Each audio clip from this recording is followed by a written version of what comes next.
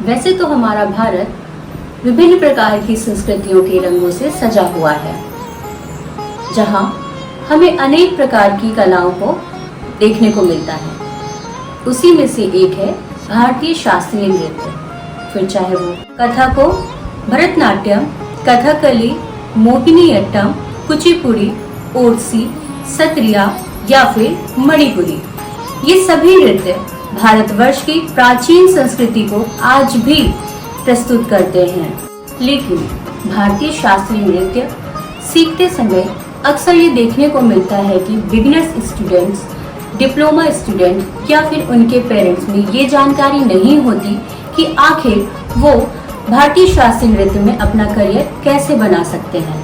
नमस्कार, मैं स्नेहा कश्यप आज आपको बताऊंगी कि आप भारतीय शास्त्रीय नृत्य में स्टेप बाय स्टेप कैसे अपने करियर को सुनिश्चित कर सकते हैं।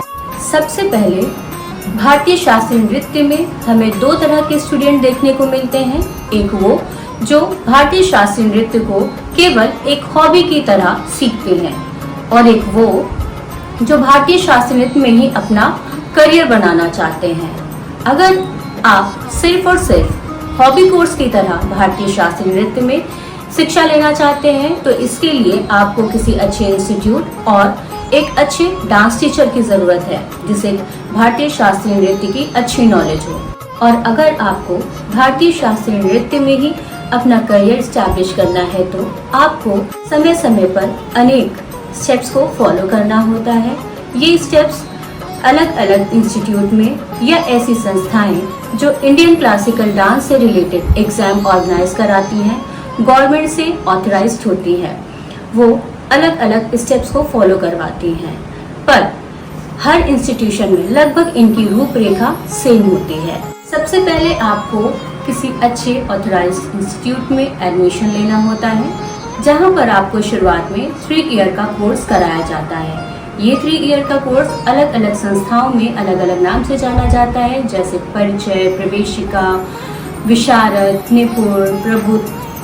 ये 5th ईयर तक के नाम होते हैं, पर ये अलग अलग हर संस्थाओं में देखने को मिलते हैं। तो ये 3 ईयर कंप्लीट होने के बाद में आप 10th की मार्कशीट को साथ में लगाकर 4th ईयर और 5th ईयर नृत्य में कर सकते हैं। ये 4th ईयर और 5th ईयर ऐसे हम समझ सकते हैं जैसे एकेडमिक लेवल पे हम लोग 11th और 12th करते हैं।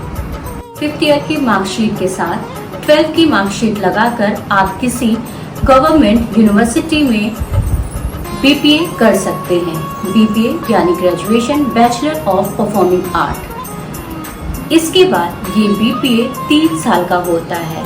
3 साल के बाद में आप बीपीए की डिग्री के साथ में किसी बड़ी यूनिवर्सिटी में मास्टर में एडमिशन ले सकते हैं। अगर हम देखें तो मास्टर के भी कुछ रूल्स अलग अलग यूनिवर्सिटी में देखने को मिलते हैं। कहीं कहीं ऐसा भी होता है कि अगर आपने एकेडमिक लेवल पे ग्रेजुएशन किसी और सब्जेक्ट से किया है तो मास्टर में एडमिशन कैसे मिलेगा।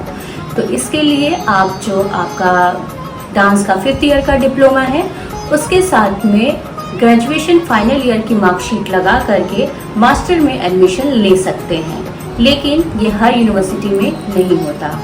मास्टर की एग्ज़ाम क्वालिफाई करने के बाद आप पीएचडी में इनरोल करा सकते हैं, लेकिन इसके लिए आपको नेट एग्ज़ाम क्वालिफाई करना होता है। नेट यानी नेशनल एलिजिबिलिटी टेस्ट, जिसमें अगर आपकी परसेंटेज बहुत अच्छी आ जाती है तो आपको जेआरएफ भी मिल सकता है। जेआरएफ यानी जूनियर रिसर्च फेलोशिप, जिसमें आपको 5 ईयर तक फेलोशिप मिलती है। नेट जेआरएफ से रिलेटेड आपके लिए हम दूसरी अपनी वीडियो लेकर आएंगे जिसमें हम आपको डिटेल में इसके बारे में जानकारी देंगे। और पीएचडी ये हर यूनिवर्सिटी में अलग अलग नियमों के अंतर्गत 5 साल कहीं 4 साल की होती है। पीएचडी करने के बाद बहुत से लोग डांस में स्पेशलाइजेशन के लिए डीलिट भी करते हैं। अब अगर बात करें डांस में जॉब की तो पीएचडी करने के बाद आप असिस्टेंट प्रोफेसर, फिर एसोसिएट प्रोफेसर और फिर सबसे बाद में प्रोफेसर बन सकते हैं। लेकिन ये असिस्टेंट प्रोफेसर, एसोसिएट प्रोफेसर और प्रोफेसर हर एक जॉब के लिए अलग अलग गाइडलाइन होती है जिनको आपको फॉलो करना होगा। अब बात करते हैं इसके बेनिफिट्स की। तो भारतीय शास्त्रीय नृत्य में रिसर्च करने या फिर उसमें स्पेशलाइजेशन करने के लिए गवर्नमेंट तरह तरह की फेलोशिप, स्कॉलरशिप देती है। Ministry of culture, CCRT, ICCR और संगीत नाटक एकेडमी ऐसी अनेक गवर्नमेंट संस्थाएं समय समय पर अनेक प्रतियोगिता, सम्मान, स्कॉलरशिप, फेलोशिप द्वारा भारतीय शास्त्रीय नृत्य को प्रोत्साहन देती आई हैं। तो उम्मीद करते हैं आपके लिए जानकारी बहुत हेल्पफुल रही होगी। ऐसी और भी इंटरेस्टिंग नॉलेज के लिए हमारे चैनल को लाइक करें, सब्सक्राइब करें और शेयर करें। धन्यवाद।